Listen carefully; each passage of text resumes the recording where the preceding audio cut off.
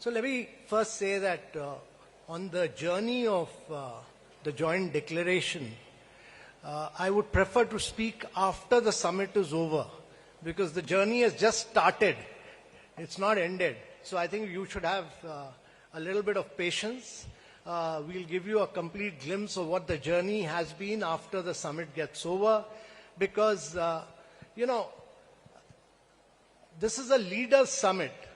I'm only the Sherpa of my leader, who's the Prime Minister of India. So the recommendations of the Sherpas are made to their respective leaders. The leaders have to accept those recommendations and approve them. Once they are approved, then that will get into public domain and we'll be able to talk about it. Some of the other questions also related to the content of the leaders' declaration. And I would request all of you to realize the high nature of confidentiality of the leaders' declaration, because it has to be placed before the leaders and they have to approve it. But after that, we will be very happy to explain, elucidate, and take you into all the details of that leaders' declaration.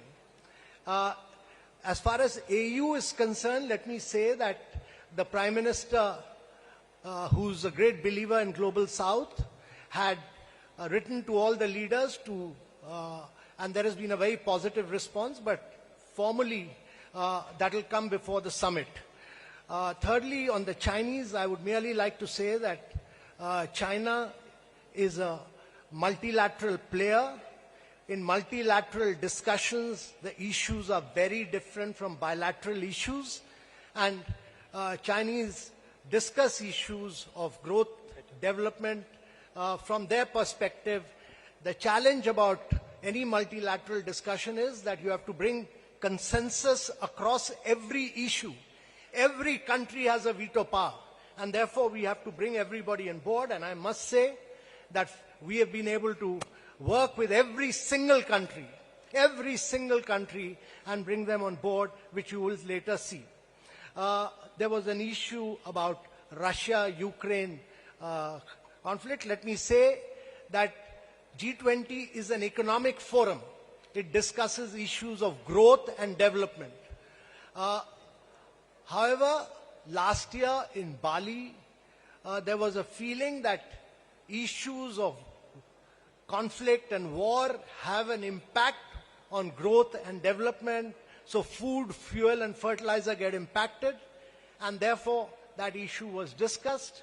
And this year also, as a consequence of the challenge of growth and development and implementation of SDG, that issue has been discussed at great length, and we will talk about it once the leaders' summit is over, because whatever we discuss will have to be first discussed by the leaders, and they will have to take a formal decision on that. And then after that has been decided, I'll be free to speak to you at great length on this issue. Foreign Secretary, sir, would you like to say anything on these issues? Nothing much to add except to the questions which was asked with regard to the presence or absence of leaders. I think External Affairs Ministers of India has already spoken on that issue, and I think that statement stands for itself. Thank you. I'll open the floor for the next round of questions. I saw a hand here. Yeah, please. I'll come back to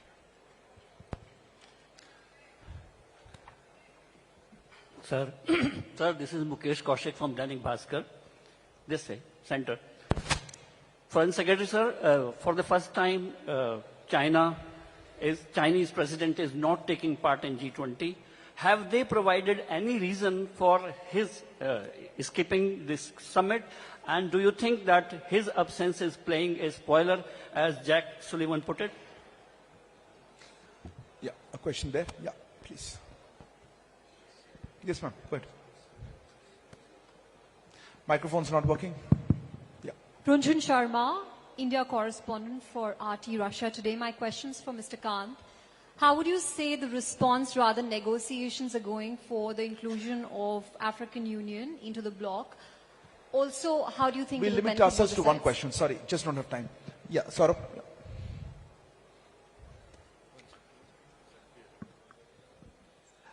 Good afternoon, everyone. This is Saurabh Shukla. I'm editor-in-chief of News Mobile. This G20 presidency is also about India's solutions for the biggest challenges that the world faces today. What are the 3 big takeaways that you expect from the Leaders Summit? More specific questions?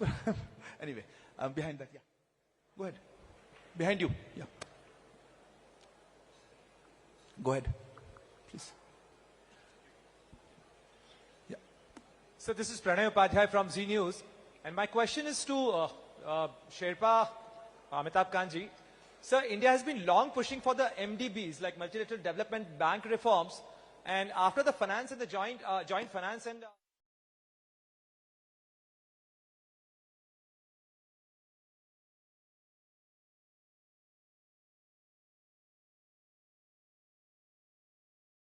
Okay. I'll take one more question here. Yeah, gentleman at the back. Yeah, please. Sir मैं Madhurendra news nation से बोल रहा हूँ. नहीं, you have the floor. बैठ जाइए. Please sit down. Please sit down. You have the floor. You have the floor, but please sit down and ask the question while sitting down. Sir मेरा सवाल है. Will you please sit down, sir? You are blocking the camera. Thank you. मेरा सवाल है अमिताभ कांत जी से. मैं श्रीकांत भाटिया हूँ, संवाद सिंधी न्यूज़पेपर है. सर जो भारत की छवि विदेश में है, क्या छवि का अवलोकन करने के लिए हमारे कुछ राष्ट्राध्यक्ष ऑन द स्पॉट भी जाएंगे कुछ गांव में और कुछ सिटीज में देखने के लिए? कौन लीडर्स की बात कर रहे हैं? जी सर, लीडर्स. ऐसा, okay. And last question here. Somebody had the floor when I interrupted. Who had the floor? You had the floor. Go ahead. Hi sir, my name is Ashok Raj from ANI. I have a question regarding to this event. My question addressed to Mr. Singla ji. That how do we coordinate such massive effort and what were the organization structure changes? I'll take this round of questions, sir. Finance Secretary, sir, perhaps on the MDBs, sir, for instance, sir, would you like to answer? Why don't you answer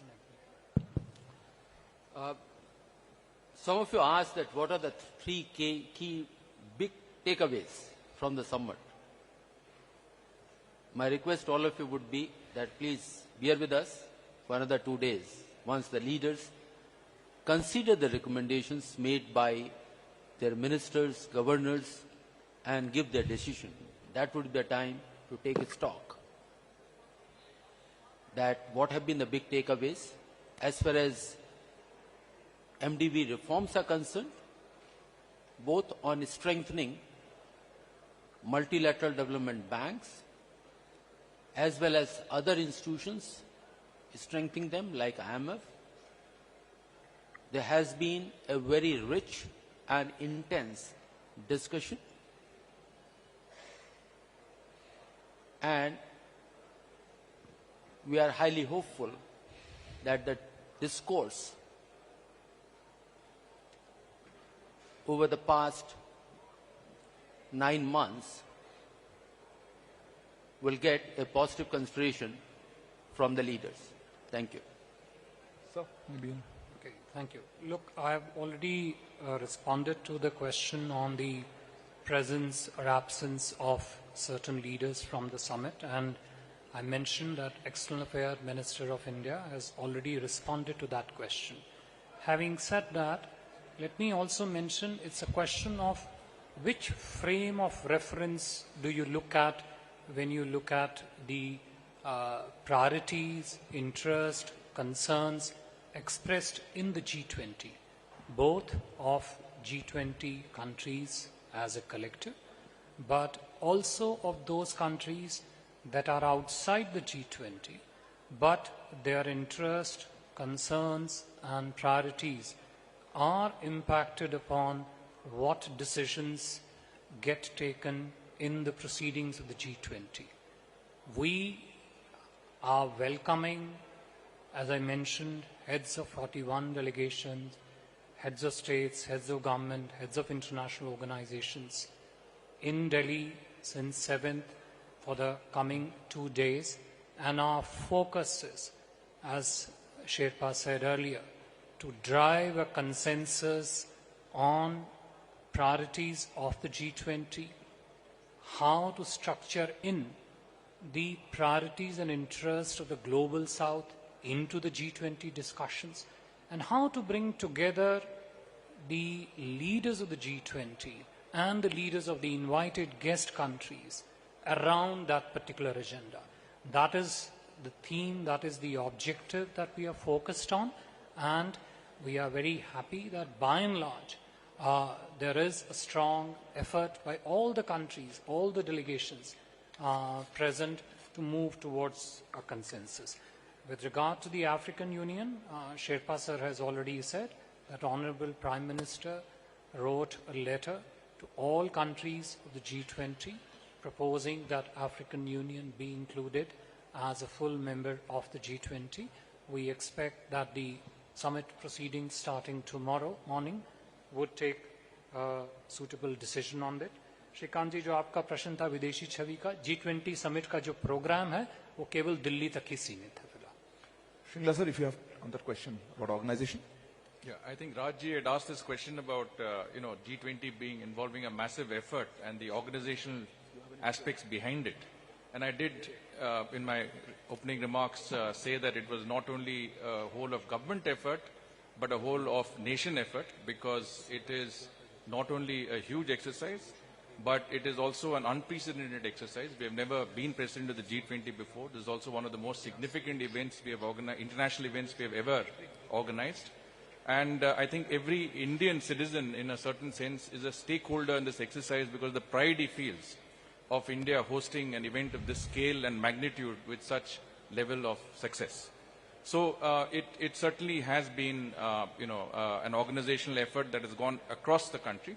But one aspect I think I'll just flag, an additionality which I want to put across, is that it has involved also an equal, let's say, collaboration, cooperation with every state and union territory in our country, because we have taken it down to the grassroots levels, and every state has seen this as an opportunity to promote the state's, tourism potential, recount its own developmental achievements, utilize the platform to highlight what every state in its own case has done.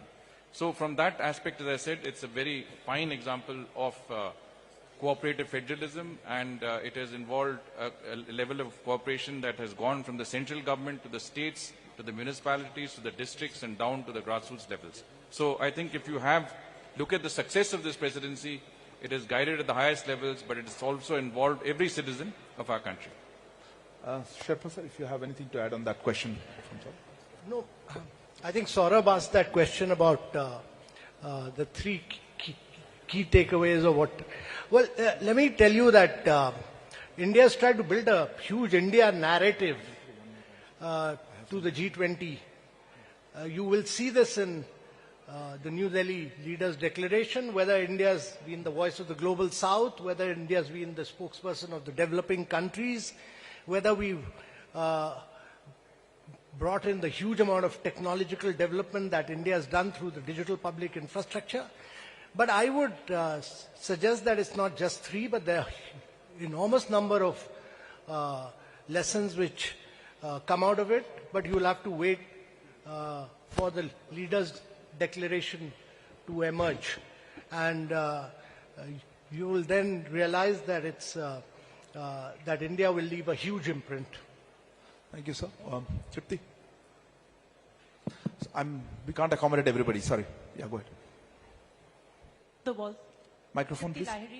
From the Wall Closer, Street please. Journal. Yeah. Hi. My question is about, so in addition to China and Russia's leadership not being here, we've also seen them coordinating at other forums, be that BRICS or elsewhere, that India is also part of. Do we see that there is a bifurcation, China, Russia on the one side coordinating more?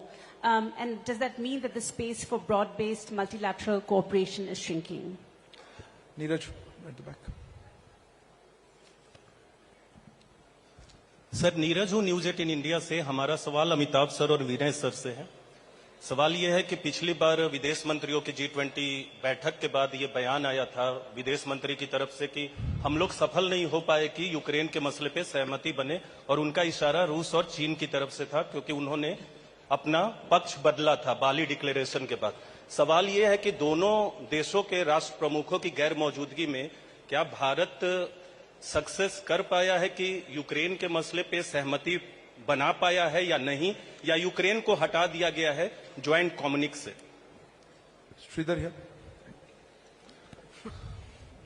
Good afternoon, sir. This is Sridhar from the Asian Age. Sir, you mentioned that the New Delhi declaration is almost ready. Are we to assume that the consensus has been achieved on all issues? And will there be a separate chair's summary which will be issued at the end of the summit along with the joint communique? Will there be a separate chair's summary? Thank you. Vishnu. Yeah.